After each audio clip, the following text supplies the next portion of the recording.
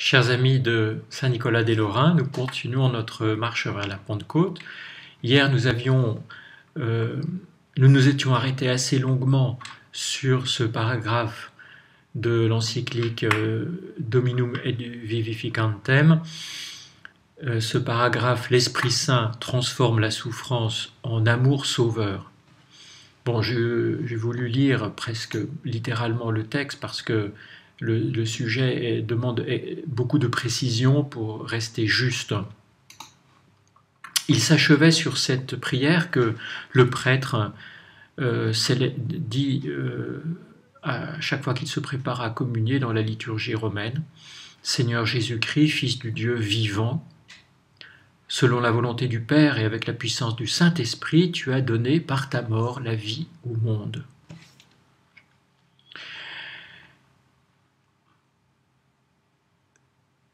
Cette contemplation, on peut dire, nous invite à approfondir une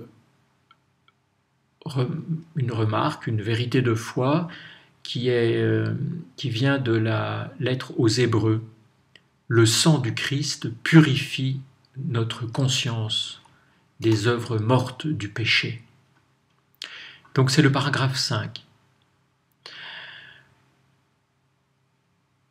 Jean-Paul II fait remarquer que lorsque le Christ ressuscité, accomplissant la promesse faite lors du discours après la scène, dit aux disciples « Recevez l'Esprit Saint, ceux à qui vous remettrez les péchés leur seront remis, ceux à qui vous les retiendrez, ils leur seront retenus. »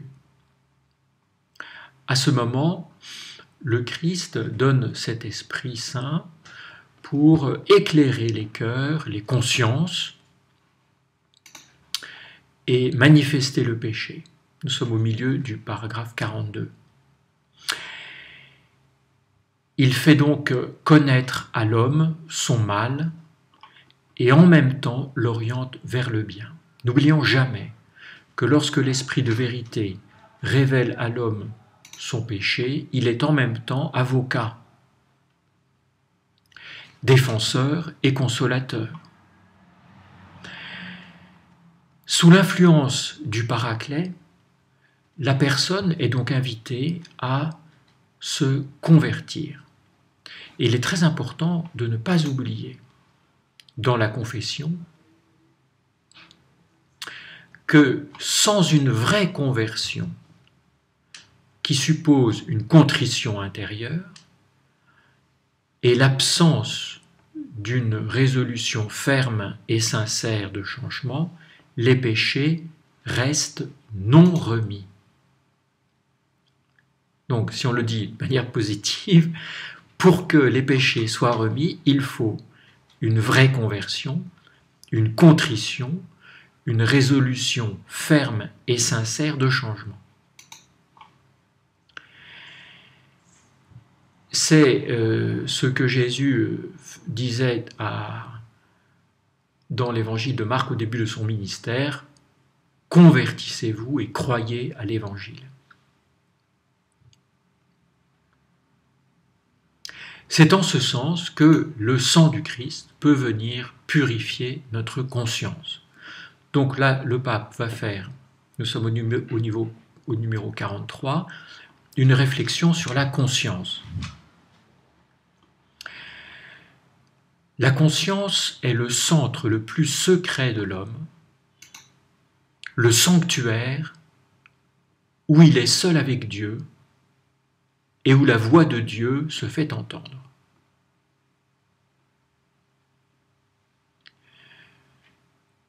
C'est très important parce que dans notre siècle subjectiviste, on prend très vite la conscience comme la source de sa propre autonomie.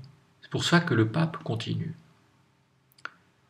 Au fond de sa conscience, l'homme découvre la présence d'une loi qui ne se donne pas à lui-même, mais à laquelle il est tenu d'obéir. La conscience n'est donc pas une source autonome et exclusive pour décider par soi-même ce qui est bon et ce qui est mauvais. Au contraire, elle est profondément inscrit en elle un principe d'obéissance,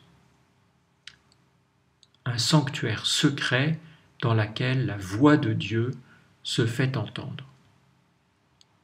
Comme je sors d'une retraite de plus de 30 jours avec les exercices de Saint Ignace, j'ai encore en mémoire tous ces critères de discernement que donne Saint Ignace à la suite des Pères de l'Église pour discerner les motions de l'Esprit Saint, ou comme le pape Jean-Paul le dit, la voix de Dieu qui se fait entendre.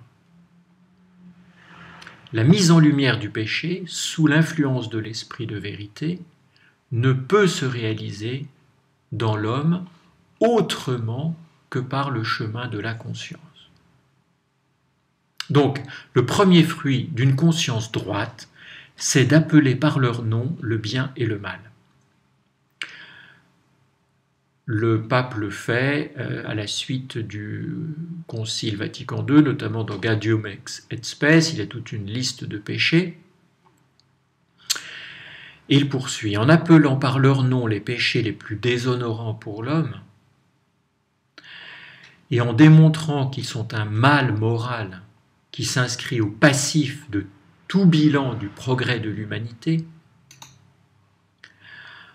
le Concile caractérise tout cela comme une étape de la lutte combien dramatique entre le bien et le mal, entre la lumière et les ténèbres, qui caractérise toute la vie des hommes individuels et collective, dans les familles et dans l'Église. Au numéro 44, il continue. Les déséquilibres qui travaillent le monde moderne sont liés à un déséquilibre plus fondamental qui prend sa racine dans le cœur de l'homme. Donc il ne s'agit pas seulement de dire oui, voilà, le contexte était comme cela. Il y a une racine en nous qu'on a déjà médité, la réalité originelle du péché. La mise en lumière du péché qui accompagne la conscience humaine, chaque fois qu'elle réfléchit en profondeur sur elle-même, conduit donc à la découverte des racines du péché dans l'homme, dans son propre cœur, et aussi des conditionnements de la conscience elle-même au cours de son histoire personnelle et de l'histoire de l'humanité.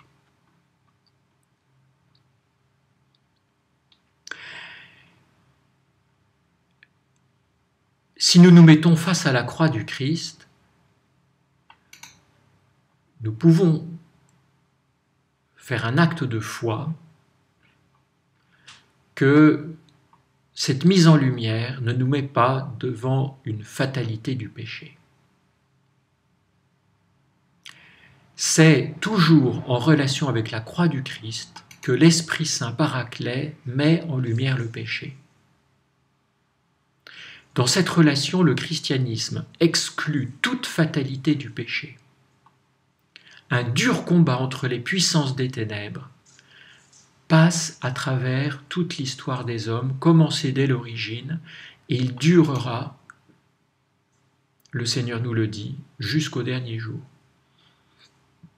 Mais le Seigneur en personne est venu pour restaurer l'homme dans sa liberté et dans sa force.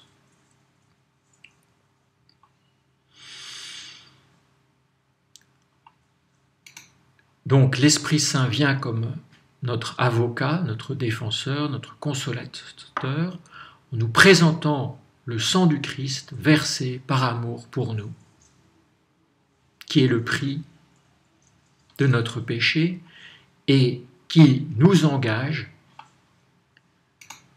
c'est le but du numéro 45, sur un chemin de conversion. La conscience, 1, nous fait appeler les choses par leur nom, 2, nous montre le sang du Christ comme le prix de notre péché, et 3, nous invite à entamer un processus de conversion.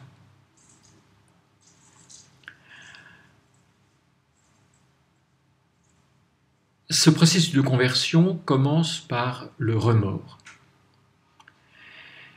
La conscience commande ou interdit, elle juge à la lumière des ordres et des défenses intérieures, elle est aussi la source des remords. L'homme souffre intérieurement à cause du mal qu'il a commis.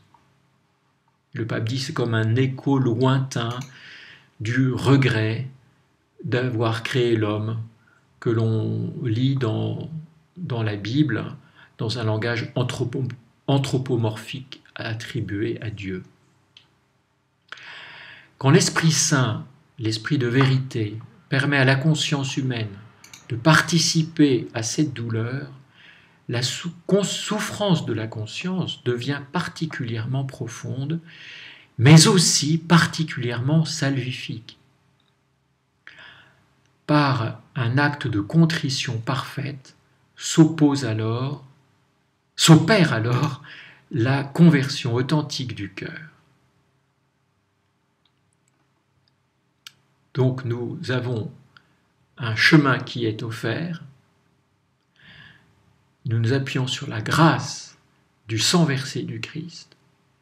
La conversion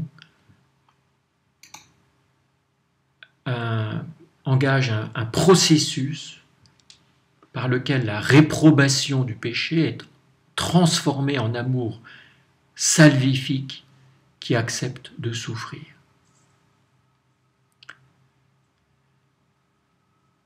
Par une telle conversion dans l'Esprit Saint, l'homme s'ouvre au pardon, à la rémission de ses péchés, dans cet admirable dynamisme de conversion-rémission que saint Augustin chante admirablement dans ses confessions.